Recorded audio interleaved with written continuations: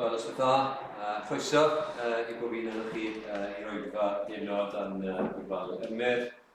Mae yna baned sgwrs, wedi baned sgwrs. Wel, gewch chi baned a sgwrs, fi'n siŵr. Ar ôl Oedfa, ni'n gallu cael baned eto heno fel bore yma. Mae'n beth braf iawn. Wedyn mae'r digwyddiadau wythnos yn ysgrifennu gweddill ysbawth, a byddwn ni eto yn cynnig y ddau os chi eisiau sgyn fwy cyfforddus na'r adre dros Zoom, lle chi ymuno'r gwrgweddi fel ni, ond hefyd byddwn ni yn cwrdd eto yma yn yr adeilad am 7:45 nos Fawrth.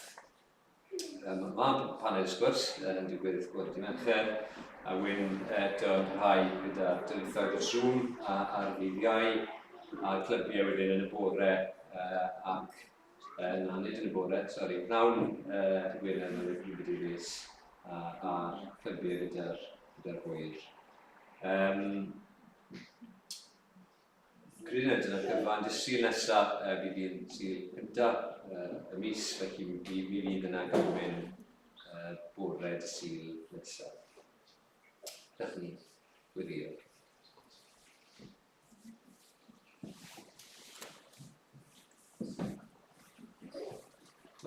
Diolch i ti, rhywun tad, am neges glywon ni y bore yma. Diolch i ti am gael ein atgoffa o neges sydd yn gyfarwydd iawn i ni, ac eto i ni yn anghofio bod mor ryfeddol yw yr Efengyl. Ni'n diolch i ti am ein atgoffa ni eto, mor fawr oedd y ddyled yna. Y ddyled i ni yn naturiol bob un ohono ni ynddi y dy olwg di. Oherwydd ein cychwydau ni, oherwydd ein gwrthryfel ni, a'n styfnigrwydd ni, a ein penderfyniad ni i droi oddi wrtho ti, ein bod ni, felly mewn dyled yn felly ni byth i thalu yn ôl, ac oherwydd y ddyled yna bod ni yn heiddi cael ein cosbi. Ni'n diolch i ti bod yr arglwydd Iesu wedi clirio ein dyled ni, heb ofyn dim i ni, bod ti wedi gwneud y cyfan, heb ofyn i ni gyfrannu mewn unrhyw ffordd, bod ni yn ddyledwyr i dy ras ni yn unig, ac ni yn gofyn i ti felly yn helpu ni, yn gwybod bod ni wedi clywed diw maddau i bobl eraill ddim yn beth hawdd, ond ni yn gwybod gyda dy nerth ti, bod gyda ni yr help yma, help gwrwch wrth ni feddwl mwy a mwy am ffordd y ti wedi dangos gras at ni, helpa ni dangos yr un gras at bobl eraill, bod ni yn bobl sydd wir yn gallu maddau, ddim yn dal di, ddim yn cofio nôl, ac yn atgoffa'n hynny o ryw eiriau neu ryw weithred mae'n wedi gwneud yn herbyn ni. Ond byddwn ni'n dangos y ras yn ein bywydau ni. Ac ni'n dod hyn o nawr i hefyd i edrych ymlaen i'r dydd pan bydd yr arglwydd Iesu yn dod eto. Edrych ymlaen i fod yn dy gwmni di. Ac bod ni'n gallu dweud am y nef, nid oes yno, gofio beiau. Dim ond rhad fyddeiant llawn. Diolch i ti am hynny, bydd ni'n deheu am bod yn dy gwmni di, lle bydd yna ddim pechod, bydd yna ddim pechod o mewn ni, bydd yna ddim dal dig na cofio beiau, dim rhywun arall o arglwydd paratoi ni ar gyfer ni, a bydde di'n llyged ni a deheuad ni i fod i edrych ymlaen at hynny, ac yn y cyfamser i dy wasanaethu di, i fyw i ti bob dydd o'n bywydau ni. Gwendithio ni nawr yn yr oedfa, cadw ar ein drwg i ffwrdd, helpa ni i ganolbwyntio, helpa ni i deddfwlu di mewn ysbryd a'r wedi. Amen. Amen, diolch Dewi. Ni'n mynd i barhau a ddoli trwy ganid yn gilydd, ac mae'n mynd gyntaf ni, mae'n parhau efo yr hyn welon ni bore yma. Rwy'n 44 yn yr atodiad yw hi pa fodd y meiddiaf nesu a phethau'n ddiw mor lan. Sut ni'n gallu nesau at y diw sanctaidd yma? Wel, mae'r ateb yn yr bennill ola. Ac eto meiddiaf nesu ar alwad mab y dyn. Fe brynodd i mi bardwn a'i werthfawr waed ei hun. Cymerodd ef fy meiau a'i hoelio ar y pren, a gorodd i mi'r llwybr o'r byd i'r nefoedd wen, a diolch iddo. Fel na ni sefyll i ganu mawl gyda'n gilydd.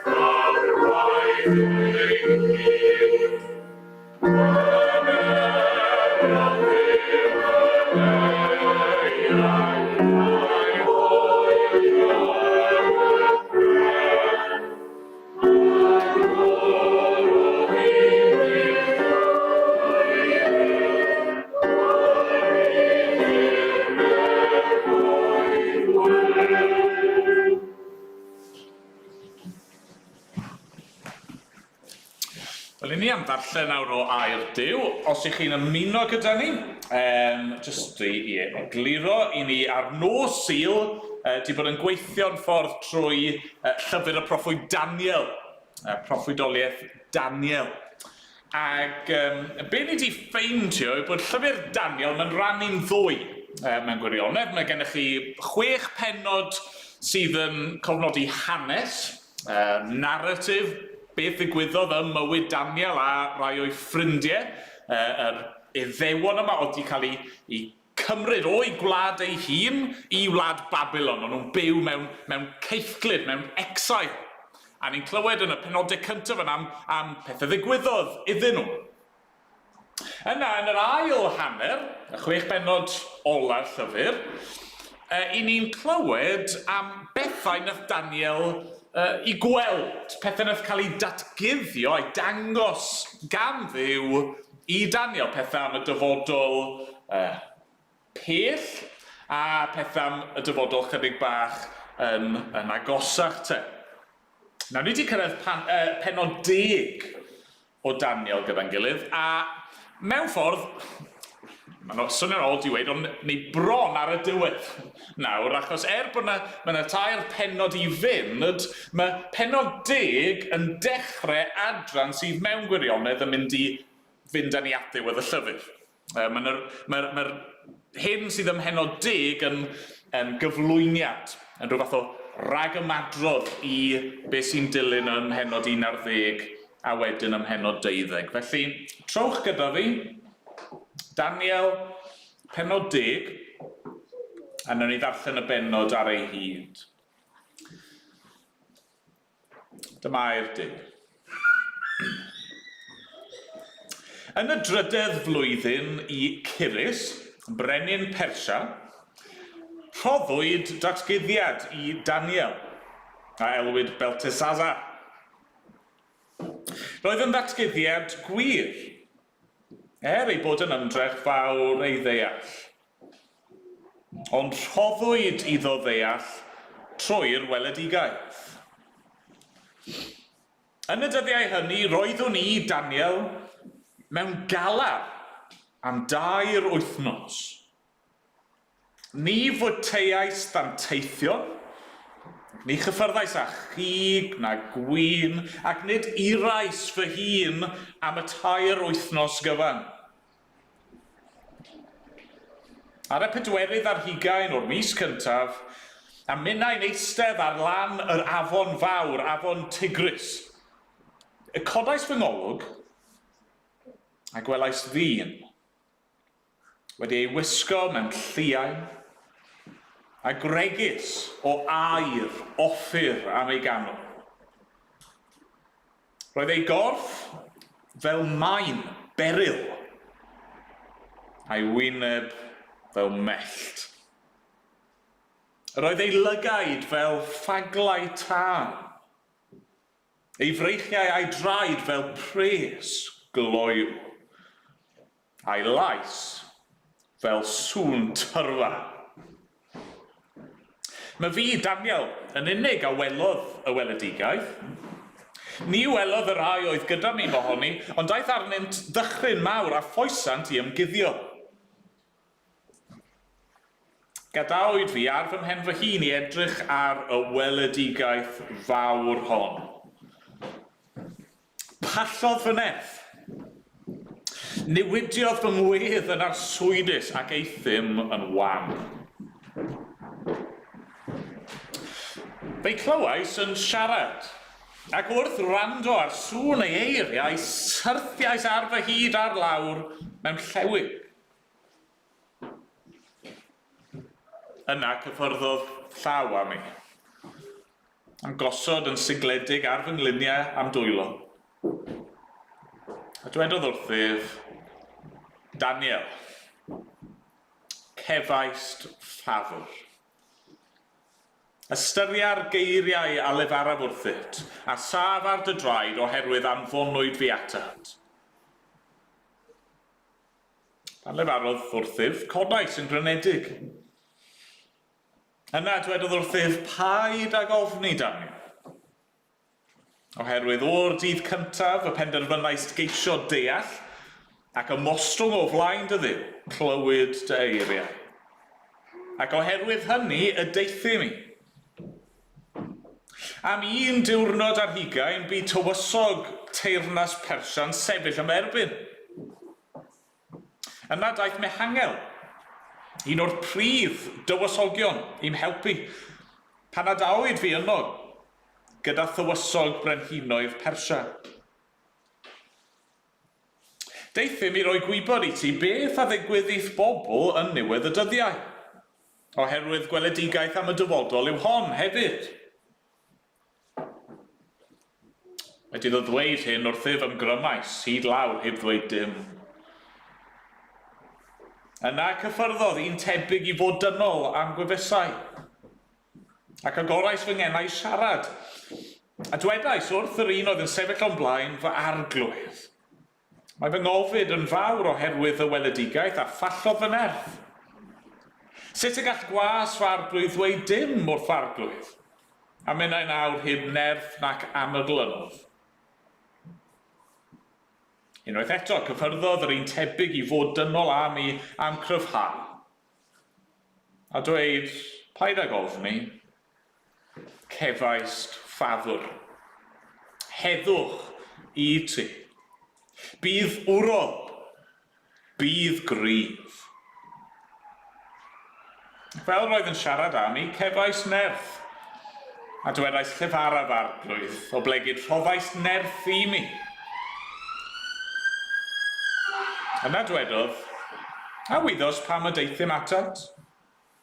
Dywedaf wrthyt beth sy'n ysgrifenedig yn llyfr y gwirionedd. Rwy'n dychwelyd yn awr i ymladd a thywysog Persia, ac wedyn fe ddaw tywysog Groeg. Ac nid oes neb yn fy nghynorthwyon erbyn y rai hyn ar wahân i'ch tywysog Mehangel. Ac ym mlwyddyn gyntaf dareuos y mediad, sefais innau i'w gryfhau a'i nerthu. Amen. Amen. Diolch i Dduw am ei air i ni. O ganon ni eto. Ni'n mynd i ganu o'r atodiad ar rhif 21. 21. Arglwydd Dduw. Daw i'n barchedig ofn wrth feddwl am holl waith dy ddwylo di. Ynghan y ser a rhy y daran ddofn, drwy'r cread oll dy rym a wela fi. Ac ymlaen, nhw'n ni sefyll i ganu dyn gilydd.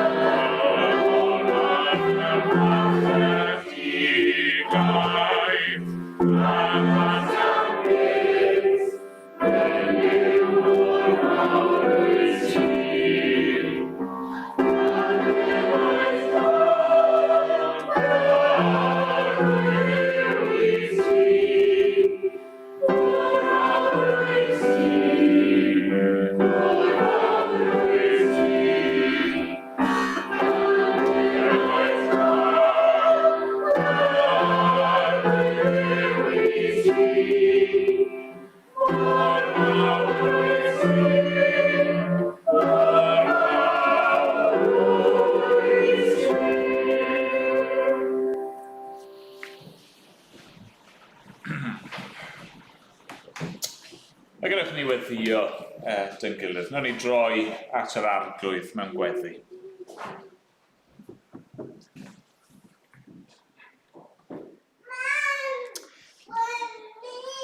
O arglwydd, mor fawr wyt ti. I ni wedi cael yn atgoffa arglwydd fan hyn. Mae yna gymaint o bethau, gymaint o ffyrdd. I ni'n gweld y fawredd di, ac yn cael yn atgoffa o'r fawredd di. I arglwydd yn y byd o'n cwmpas ni, yn y greadigaeth, y hardd a'r ryfeddol yma. Arglwydd yn y pethau hynny ni'n i mwynhau ac yn ei cymryd yn gyniataol o ddydd i ddydd. Maen nhw yn dangos mawredd yr un sydd wedi'n creu ni, a ni'n diolch i ti am hyn. Arglwydd, yn dair di wrth i ni glywed am aberth yr arglwydd Iesu Grist. Yr cariad yna, yr gostyngheiddrwydd yna, i'r aberth yna drosto ni. O arglwydd, mor fawr wyt ti. Ie, wrth i ni feddwl am dy nerthu, wrth i ni feddwl am ail ddyfodiad yr arglwydd Iesu Grist a yr holl bethau hyn, i ni'n gwybod arglwydd. Mor fawr wyt ti, ac eto ni'n cyffesu arglwydd mor aml i ni'n anghofio hynny. A mor aml mae'n meddyliau ni ohono ti yn llawer rhy fach arglwydd. Dad, pan ni'n dod at adrannau fel y bennod yma o Daniel, lle mae Daniel i weld yn cael yr profiad rhyfeddol yma, ac yn gweld rhywbeth o dy fawredd di, o Dduw. Cwbl mae'n gallu wneud yw taflu hunan ar lawr, a arglwydd y gwir yw, dyna ymateb cyson dy bobl di yn y gair, pan maen nhw'n dod yn ymwybodol o dy fawredd di, dy sancteiddrwydd di, dy goniant di. Maen nhw'n cael eu llorio. Ac arglwydd, i ni'n deheu am rhywbeth o'r profiad yna. I ni eisiau gallu dweud, ar ddiwedd yr oedfa hon, ar ddiwedd y dydd hwn, ein bod ni wedi profi rhywbeth ohono ti, rhywbeth wrth bresenoldeb di, a bod hynny wedi'n llorio neu arglwydd. Bod ni'n methu gwadu y ffaith bod ni wedi cwrdd ar Duw byw. Dad, mawr yw ein braint ni, bod hyn yn cael ei gynnig i ni. Ni'n gwybod na trwy ras yn unig, mae'r pethau hyn yn dod i ni trwy'r arglwydd Iesu Grist. Dad, arglwydd, a wneud i ddatguddio dy hun i ni, ysgweli di fod yn dda. Neu di siarad â ni trwy dy air di unwaith eto nawr, ysgweli di fod yn dda. Dad, i ni, diolch am sut un o'i ti, yn dduw mawr ac yn dduw holl a lluog ac yn dduw holl bresennol ac yn dduw holl wybodus. Ac yn diolch dy fod ti arglwydd yn gwybod y cwbl amdano ni yma heno. Ti'n gwybod y cwbl am y rheini fydd yn ymuno â ni dros Zoom, dros YouTube. Ti'n gwybod y cwbl am y rheini sydd falle methu gwylio'r oedfa'n fyw yn awr, ond fydd yn gwylio ar ryw adeg yn y dyfodol. Dad, ni'n diolch dy fod ti yn ein adnabod ni. A ti'n gwybod beth yw'n sefyllfa ni, arglwydd, a ti'n gwybod beth yw'n angen ni. Ti'n gwybod y cwbl, arglwydd. Ac ti'n ein caru ni. A ni'n diolch mae dyna oedd profiad Daniel, ond ni'n mynd i glywed nawr bod ti'n dod yn agos ac yn dweud bod e wedi cael ffafr yn dy olwg, bod wedi cael ei garu gen i ti, o Dduw. Dad, ni'n diolch am dy gariad. Ni'n gwyddio, bydd gwybod y pethau hyn yn helpu ni, ysgweli di fod yn dda. Arglwydd i ni, yn cyflwyno'n hunan felly nawr, i dy ofal di. Gwyddio wneud i roi i ni yn ôl ein amrywiol anghenion, yn amrywiol sefyllfaoedd. A mynd bod ni'n gofyn yn enw ac yn heiddiant yr arglwydd Iesu Grist. Amen. Amen. Mae ganon ni eto gyda'n gilydd. Ni'n mynd i ganu rhif 30 yn yr atodiad y tro hwn.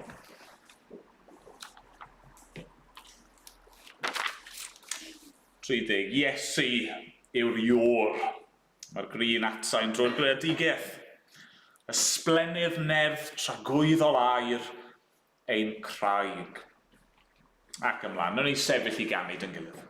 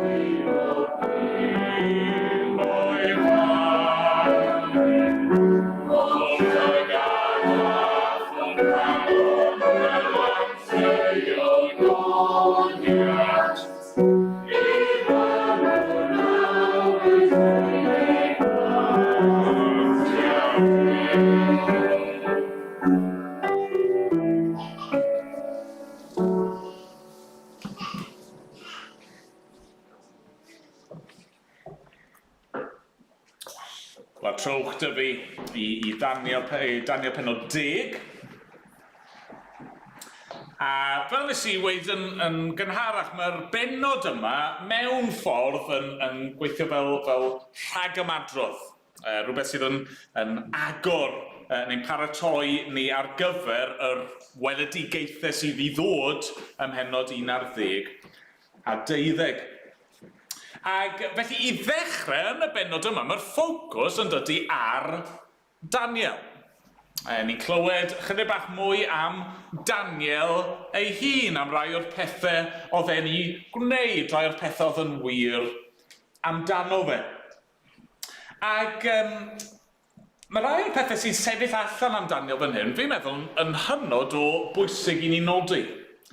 Maen nhw'n arwyddocaol iawn. Fi'n credu fydden nhw'n yn annog ni pan ni'n ystyried be mae Daniel yn ei wynebu ac yn ei brofi fan hyn.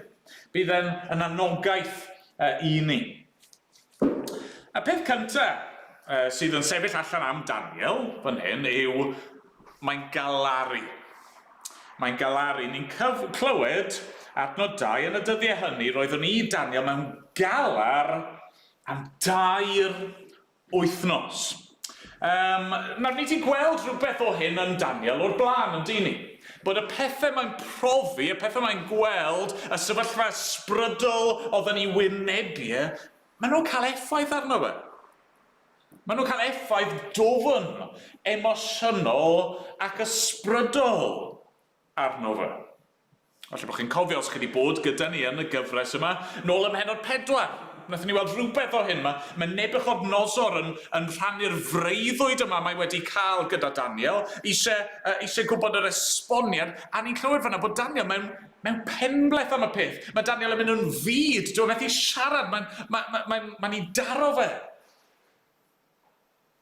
Yna, mae'n mynd yn fwy eithafol, chi'n darllen ymlaen, diwedd penod 7. Chi'n cofio clywed fyna roeddwn i Daniel wedi fy nghynhyrfu'n fawr ac yn welw. Ond cedwais y pethau hyn i mi. Fy hun, mae'r pethau wedi cael effaith arno fe wedyn diwedd penod 8. Mae'n cyrraedd rhyw uchafbwynt eto. Roeddwn i Daniel wedi diffygio a bym yn glaf am ddyddiau. Ac unwaith eto fan hyn nawr, dechrau penod 10, mae Daniel mewn cyflwr o alar. Na ni feddwl pam, yn munud, ond gyntaf i, mae eisiau ni sylwi hynny. Mae eisiau ni fod yn ymwybodol o hynny. Oedd y pethau oedd yn mynd mlaen yn ei fywyd y pethau oedd yn ei weld yn digwydd yn profiad pobl ddew ac yn y byd, ond nhw'n cael effaith. Oedd e ddim yn anghywir bod y pethau yma'n ei fwrw fe, ac yn ei frifo fe, ac yn ei boeni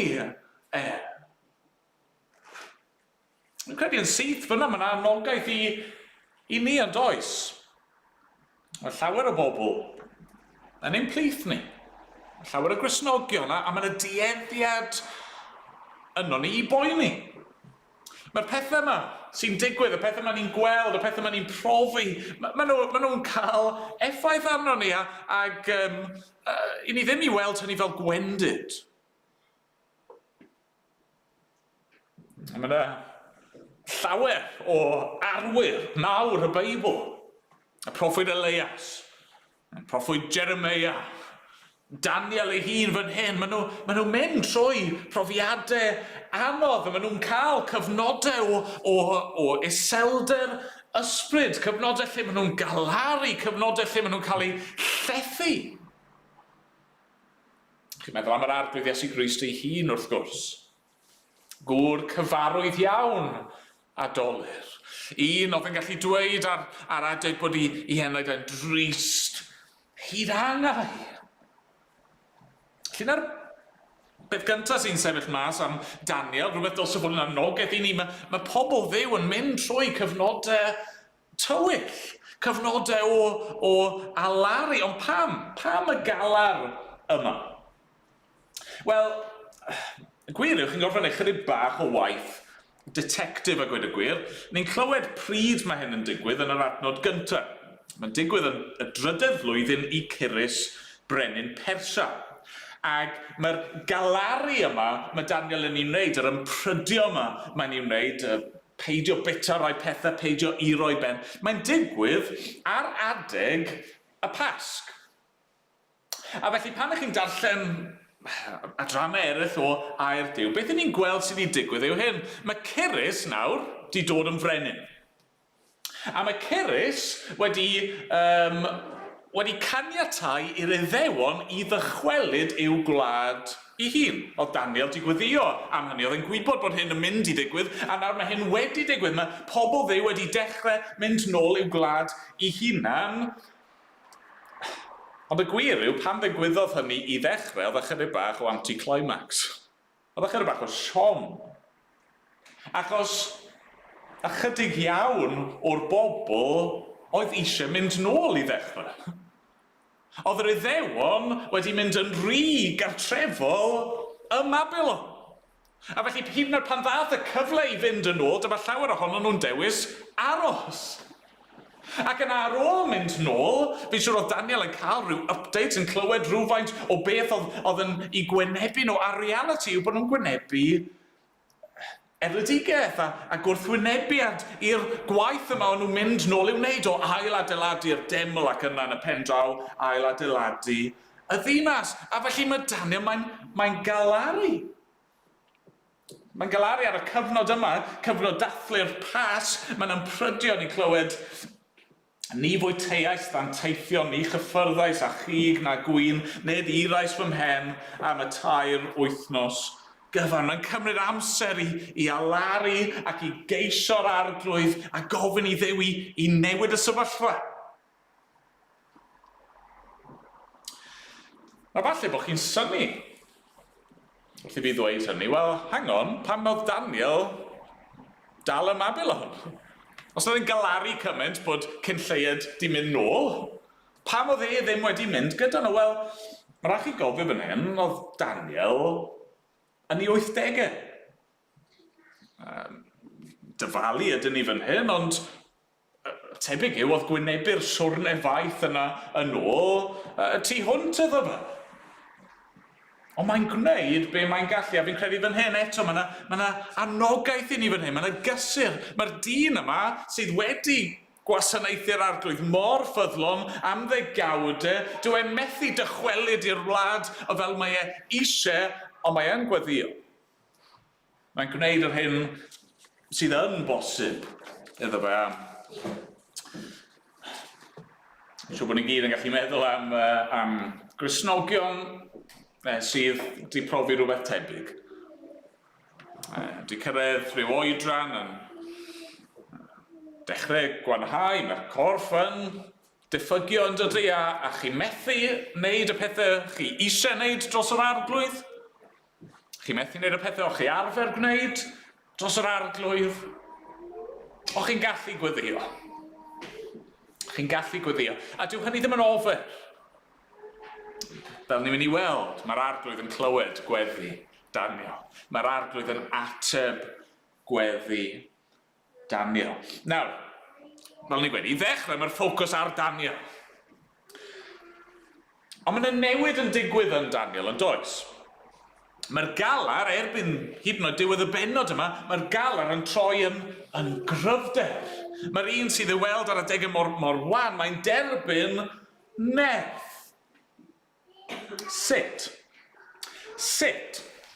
Wel, oherwydd mae'r ffocws yn symud oddi wrth Daniel i rywun arall. Dyna lle fi eisiau ni ffocysu nawr am weddill y bregaeth. Ac ar y pwynt yma, mae'n rhaid i fi roi chydig bach o disclaimer.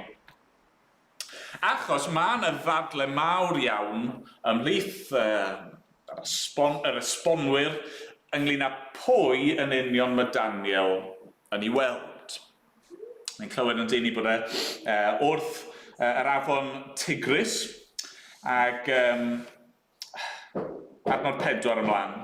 Ar y 4 ar 20 o'r mis cyntaf, a mynd yn eistedd ar lan yr afon fawr, afon Tigris, cofais fy ngolwg, a gwelais ddyn wedi ei wisgo mewn lluain, a gregus o air offer am ei ganol.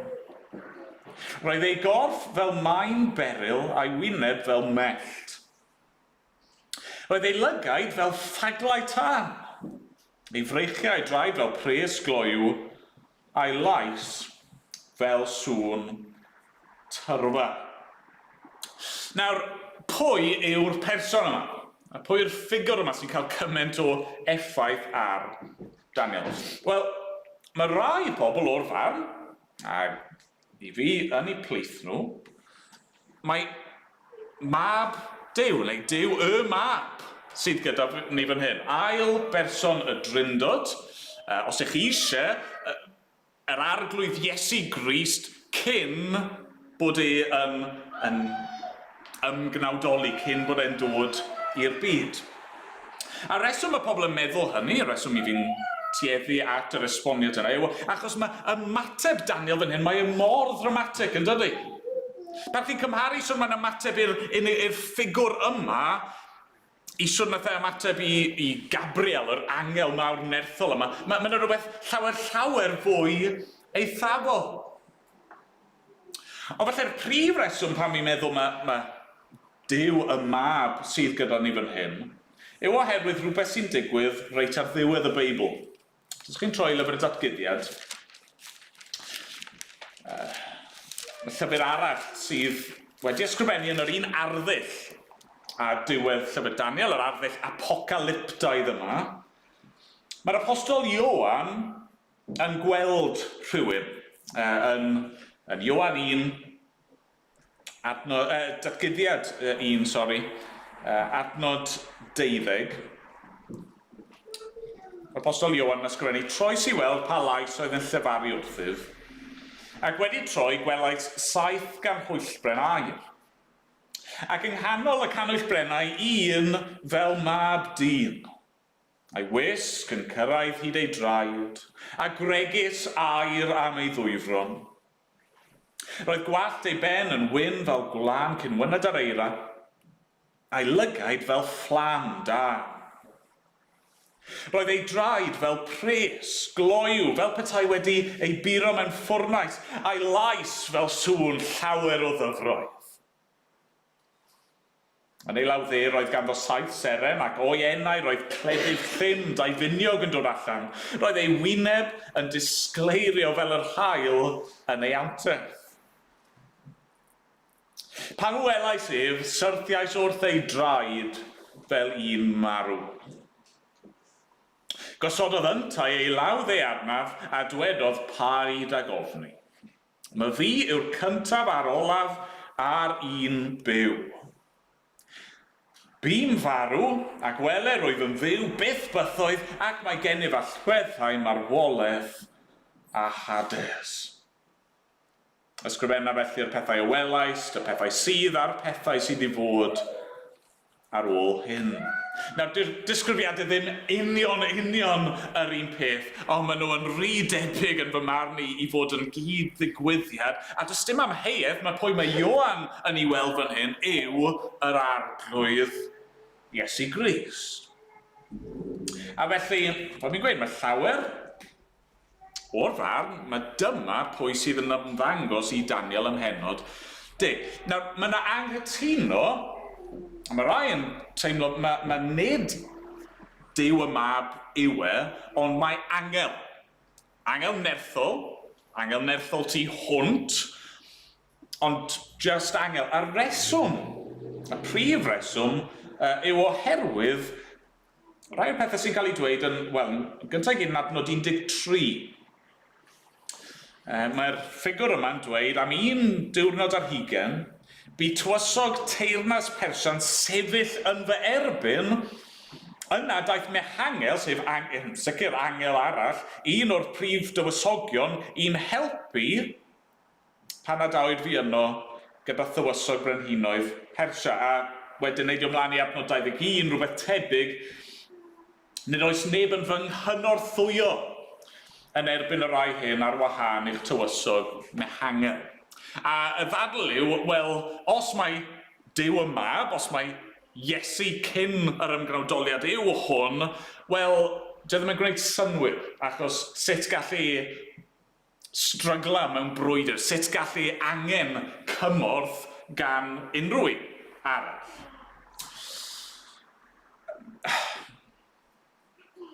Y gwir yw, mae'n anodd os yn amhosib i bod yn sicr, ni methu bod yn bendant y naeth ffordd na'r llall. A felly, fi eisiau rhoi y disclaimer yna. Cyn yr hyn i fi yn mynd i fynd ymlaen i'w ddweud. I fi o'r farn, mae Duw y mab yw hwn, a fi'n gobeithio dangos fod y geiriau anodd yma, yr broblem yma i llawer o esbonwyr, a gweud y gwir bod hynny yn dangos rhywbeth rhyfeddol i ni am yr arglwydd Iesu Grist, am y Duw rydyn ni'n addoli. Felly, be mae Daniel yn ei weld? Be sy'n cymryd i sylwi am Dduw fan hyn? Wel, y peth cyntaf amlwg yw mawredd Duw yn dweud, nerth Duw. Na i ddarllen y disgrifiad eto, mae'n heiddi cael ei ddarllen a'i ail ddarllen yn adnod 5. Gwelais ddyn wedi ei wisgo mewn lluain a gregus o aur offir am ei ganol. Roedd ei gorff fel maen beryl a'i wyneb fel mellt. Roedd ei lygaid fel ffaglau tân, ei freichiau draed fel pres gloiw, a'i lais fel sŵn tyrfa. Mae'n ddisgrifiad rhyfeddol yn dydy. Mae dych chi'r cyfuno yma o ddelweddau sydd ar yr un pryd yn hynod o brydferth ac eto yn hynod o frawychus. Mae yna air a gemau gwerthfawr yn helpu ni i ddychmygu beth welodd Daniel, a mae yna bethau mor rymus fel mellt a tân, pethau i ni'n ymhyfrydu. Ni wrth ein bodd yn edrych ar tân yn llosgi yn dyn ni. Ond mae yna berygl yma.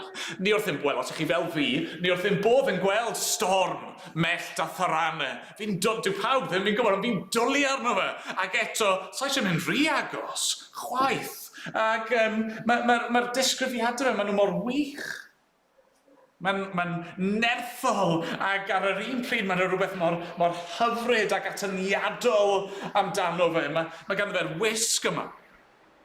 Gwisg sydd yn sicr bod hi'n atgoffa ni o gwisg yr archoffeiriad. Mae dyfer air yma am ei ganol. Mae'n werthfawr, mae'n ddisglair, mae'n bir, mae'n lan.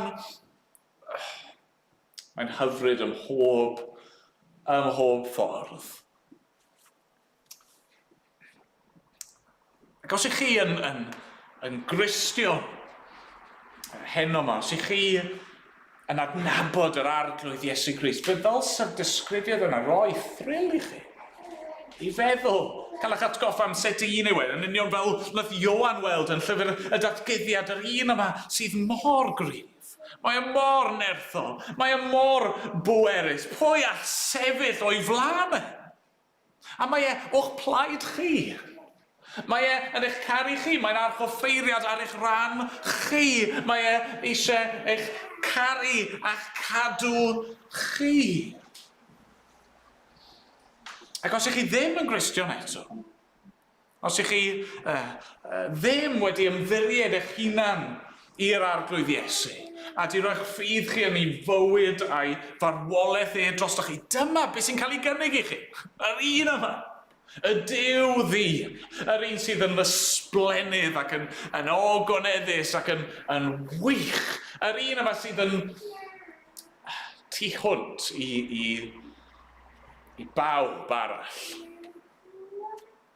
Mae'n rhagori ar 10,000 mae'r Emyr yn dweud. Mae just ddim yn yr un lig ac unrhyw un arall.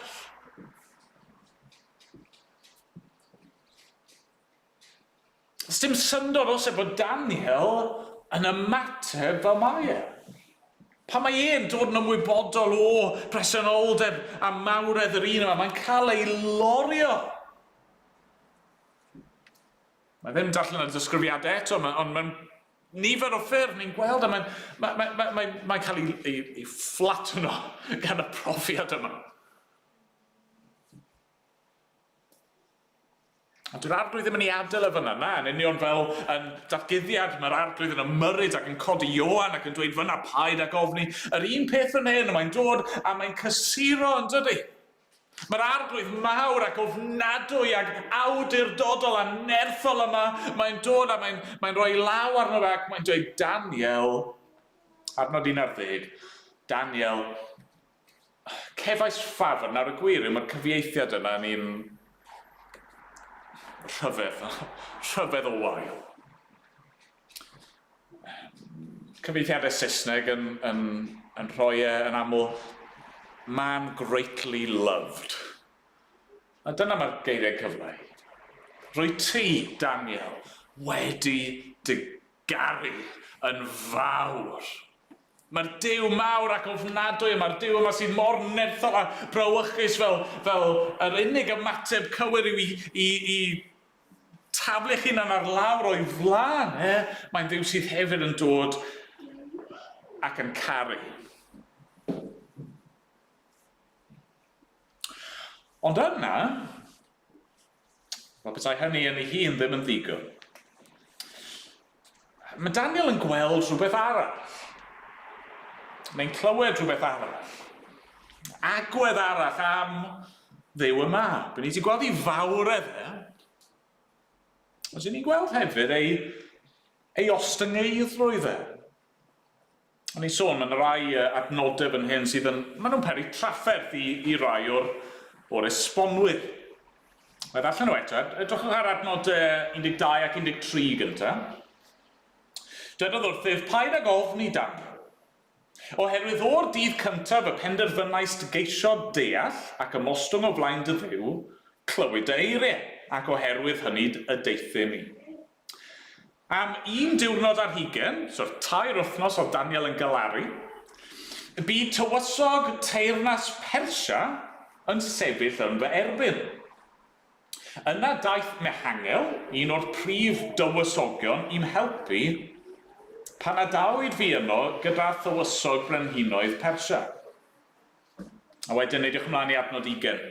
Yna dwedodd, a wyddos pam y deithim atat, dwedodd wrthyt beth sy'n ysgrifenedig yn llyfr y gwirionedd. Rwy'n dychwelyd yn awr i ymladd a thywysog Persia ac wedyn fe ddaw tywysog Groeg ac nid oes neb yn fy nghynorthwyon erbyn y rai hyn ar wahân i'ch tywysog Mehangel. Nawr mae'r geiriau yna fi'n siŵr i lawer ohoni yn swnio chydig bach fel gobbledygwk, ddim yn deall beth sy'n mynd mlaen. Be mae'r geiriau mae'n cyfleu yn y bôn yw fod na frwydr ysbrydol wedi bod yn digwydd. Pan ni'n clywed fan hyn am tywysog Persia a thywysog Groeg, mae hynny yn cyfeirio at ysbrydion drwg. Angylion sydd wedi gwrthryfela yn erbyn Duw a sydd yn gweithio yn erbyn teyrnas Dduw. A dyna pam y mehangel fan hyn, yr angel Michael, Archangel Michael yn Saesneg, mae mehangel hefyd yn cael ei alw'n dywysog, mae'n un nerthol, ond angel yw e. A mae'r brwydr yma wedi bod yn mynd ymlaen. A ni wedi clywed awgrymiadau o hyn yn gynt yn llyfr Daniel, yn dyn fod gennych chi pwerau ar waith yn y byd, mae gennych chi brenhinoedd a teyrnasoedd yn codi a maen nhw'n mynd o amgylch eu polisia ac yn trial concro ac ymladd yn erbyn ei gilydd ar y byd yn faterol, corfforol, daearol, ond tu cefn i hynny ar yr un pryd, yn rhan o hynny, mae yna ddimensiwn ysbrydol. Mae yna bwerau ysbrydol. Hynny, mae gennych chi brenin Persia, Cyrus fan hyn, a mae gennych chi brenhinoedd Groeg, enghraifft Alexander Fawr oedd ei ddod, ond tu ôl, behind the scenes fel petai, yn y cefndir, mae gennych chi'r pwerau ysbrydol yma. Mae gennych chi angylion da ac angylion drwg sydd yn ceisio dylanwadu ac yn ffeithio a sydd yn brwydro a'i gilydd. A mae'n bwysig bod ni'n sylweddoli hynny. Ni wedi gweld hyn o'r blaen, a mae'n bwysig bod ni'n cofio hyn. Mae yna frwydr ysbrydol yn mynd ymlaen. Nid just beth i ni'n ei weld a'n llyged yw'r cwbl. Mae yna ddimensiwn ysbrydol ar waith hefyd. A felly, pan mae'r brwydro yn digwydd, pan mae yna erlyd o Gristnogion ac yn y blaen, beth sydd yn digwydd fan hyn bod y diafol a'i ddilynwyr maen nhw ar waith. Dyna oedd wedi bod yn digwydd i'r Iddewon oedd wedi dychwelyd o'r geithglyd. Ond nhw wedi mynd yno, yr criw bach yma oedd wedi mynd yn ôl, ac o'n nhw'n gwynebu gwrthwynebiad. Gwrthwynebiad gan ddynion, ond tu ôl i hynny, roedd yna wrthwynebiad ysbrydol yn mynd ymlaen. A pan mae'r brwydro yna yn mynd ymlaen, mae Duw yn anfon ei angylion, ac ar yr un pryd mae Duw ei hun yn brwydro. A felly, beth sy'n dod drosodd fan hyn, chi'n gweld, yw mor ryfedd mae'n swnio, falle yn ein pennau ni, dwi ddim yn gwneud lot o sens, mae'r Duw holl alluog, y Duw tragwyddol, y Duw mawr a nerthol, i ni wedi bod yn sôn amdano fe'n barod, mae yn dewis dibynnu ar ei weision. Mae'n dewis defnyddio yr angylion yma. Mae'n dewis defnyddio ni. A dwi ddim bod angen help, chi'n deall. Na, ni wedi gweld cymaint o hynny yn barod yn y disgrifiad o fawredd Duw y mab. A dwi ddim angen help, ond mae'n ostyngedig. Mae'n rhyw ostyngeidrwydd yn perthyn i Dduw. Yn ei ddoethinebau, rhan o'r cynllun yma sydd ganddo fe, mae'n dewis gweithredu fel hyn. Mae Daniel wedi bod yn ympryddio ac yn galaru ac yn gweddio am 3 wythnos, yn cymryd rhan yn y frwydr ysbrydol yma, a mae Duw, bod e ddim angen gweddiau Daniel, mae Duw yn dewis defnyddio gweddiau Daniel.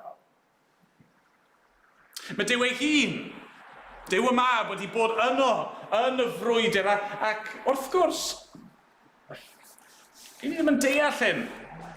Doedd ddim yn gwneud synwyr i ni, i wybod bod y Duw holl alluog yma byddai'n gallu trechu pob gelyn yn syth bin. Ni ddim yn deall pam bod e ddim yn gwneud felly, ond dyma sut mae e wedi dewis gweithredu. Ac os chi ddim yn gweld hynny, so hwnna ddim yn gwneud unrhyw synwyr o gwbl i chi, wel chi'n mynd i gael real sioc pan chi'n troi i dudalen y Testament Newydd, ynddi chi? Pan mae Duw y mab yn ymostwng ac yn dod ar ffurf gwas. A pan mae'r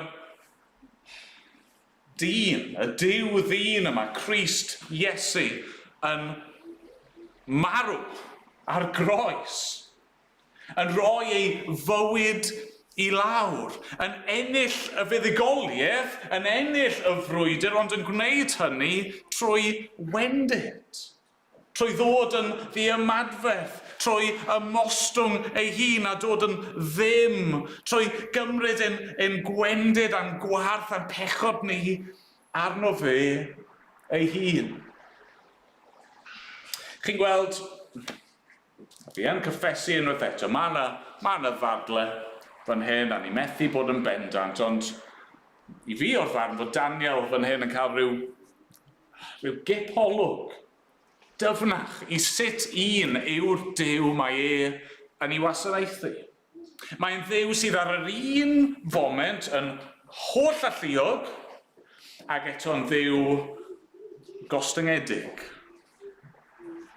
Mae'n Dduw sydd a phob nerth ac awdurdod, os sneb yn gallu sefyll o'i flaenau, ac eto ar yr un pryd yn barod i ddod yn wan mwyn ei bobl. Mwyn gallu dweud wrthyn nhw, mae'r neges yn cael ei ailadrodd i Daniel yn adnod 19, cefaist ffafr, ti wedi dy garu yn fawr iawn. Wel, y pethau yna'r ddau beth yma sydd yn mynd i roi nerth i Daniel, yn dyfa. Dyna'r ddau beth sydd yn gallu troi ei alar yn gryfder. Gweld yn gyntaf nerth a pŵer Duw, ond gweld hefyd fod Duw yn barod i ymoswng ac yn gallu cydymdeimlo gyda ni yn ein gwendid. A mae'r un cymorth yn cael ei roi ni heno yma. O'n i'n gweud ar y dechrau, falle bod rai ohono ni'n cydymdeimlo gyda Daniel, i ni yn bobl sydd yn dieddol o boen, i ni'n bobl sydd yn gallu mynd yn isel, yn bobl sydd yn mynd yn betrus, yn ofnus, yn galaru, yn teimlo pethau i'r byw. Falle bod yna rai ohono ni yn yr eglwys ac i ni methu gwneud yr hyn byddwn ni'n dymuno a weithiau'r unig peth ni'n gallu gwneud yw gweddio. A ni'n teimlo mor wan, ni'n teimlo bod yn ymdrechio ni mor fach, mor annigonol. Tro'r cwbl, ni'n gallu ymddiried yn y Duw yma. Y Duw mawr yma. Y Duw yma sydd yn gallu cydymdeimlo ac yn gallu cario ei bobl pob cam o'r ffordd. Diolch iddo. Amen.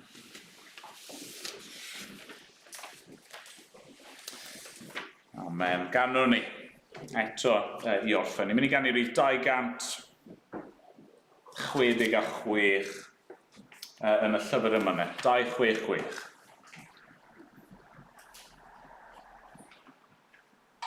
Dy roi ni weld o'r newydd mae 3 arglwydd yw ein rhan. A'i dy bresenoldeb hyfryd gyda thweision i bob man. Tyrd i lawr arglwydd mawr. Rhod y fendith yma nawr. Ymddisgleiria yn y canol. Gweld y bobl yma ynghyd yn hiraethu addfwyn Iesu am gael gweld y wyneb pryd. Golau cri o ddifri, chwalo bob rhyw gwmwl di. Ac ymlaen, yn ni sefyll i ganu.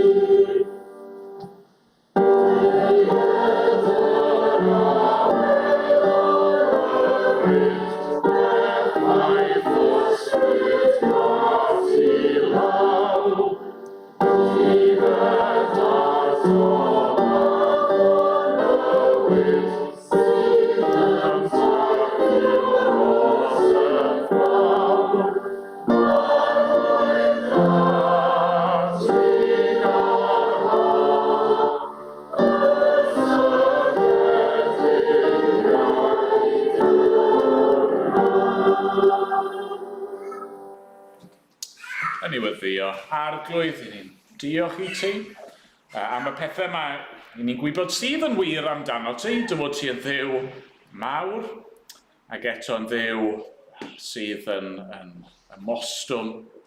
Ie, ti yw y Duw croeshoeliedig. Mae'r peth tu hwnt i'n deall ni mewn un ystyr. Dad, i ni diolch bod ni yn cael rhyw awgrym o hynny o leia yn proffwydoliaeth Daniel.